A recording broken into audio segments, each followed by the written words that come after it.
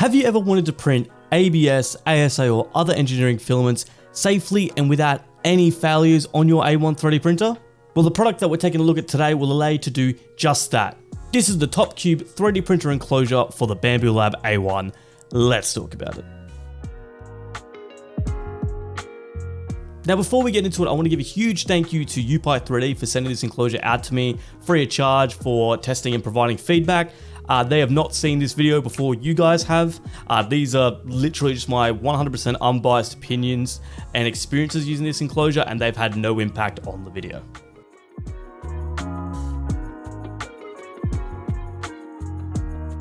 The unboxing and setup was very simple. All the components were nicely packaged in individual bags, and the included manual made assembly very easy. First step was to assemble the rods and then attach them together.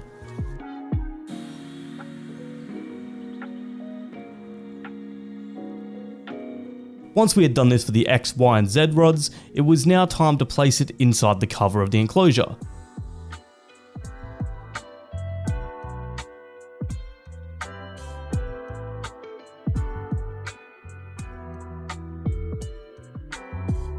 This is probably the only part that's a little bit tricky, and I ended up getting my partner to give me a hand, as trying to get the assembled rods into the cover by myself on a small table was a challenge.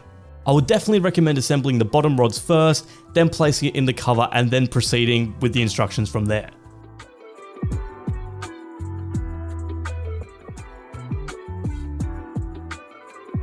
The enclosure overall is a very solid build and includes 4 small holes on the right side for the AMS light guide tubes to fit through, as well as 1 large hole to hook up an exhaust system.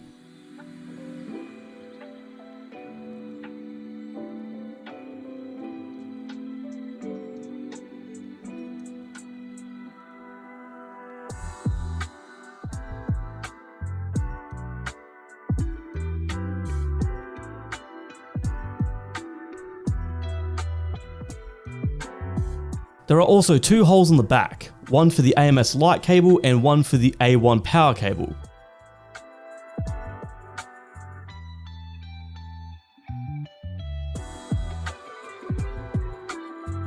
It also features a dual pocket on the left side for storing tools, which I thought was a very nice touch.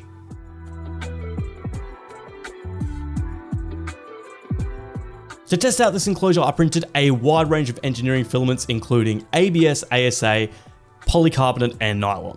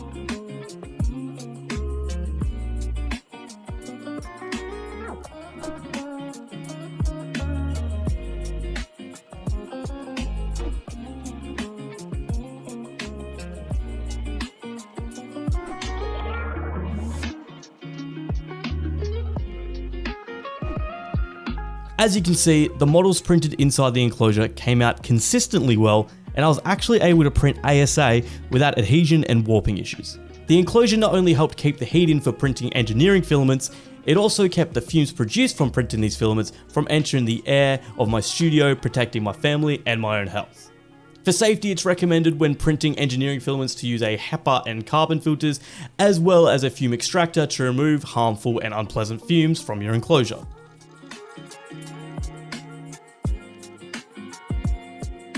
Another perk of 3D printer enclosures is the sound reduction. So I did a couple of prints inside and outside the enclosure and measured the average decibel level coming from the printer.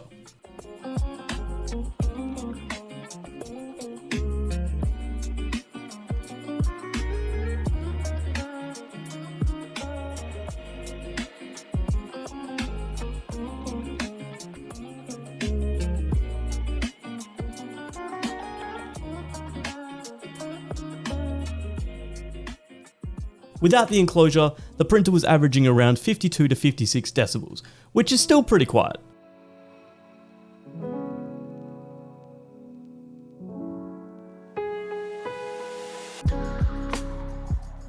With the printer inside the enclosure, I did see around an 11 to 12 decibel reduction, with the average sound level being 41 to 44 decibels, which does make a difference. For context, I have my printer set up in a room right next to my bedroom, and when it's printing, you can slightly hear a hum through the doors from the printer fans. With this printer inside the enclosure, the hum was almost completely gone.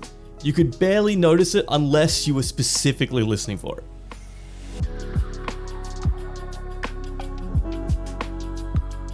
Overall, I think this is a fantastic, durable, and well-designed enclosure. Whether you are looking for a solution to reduce the sound that your printer makes, or are someone looking to print engineering filaments on their A1 or other non-enclosed printers, like my Flashforge Adventurer 5M, this enclosure is a fantastic option.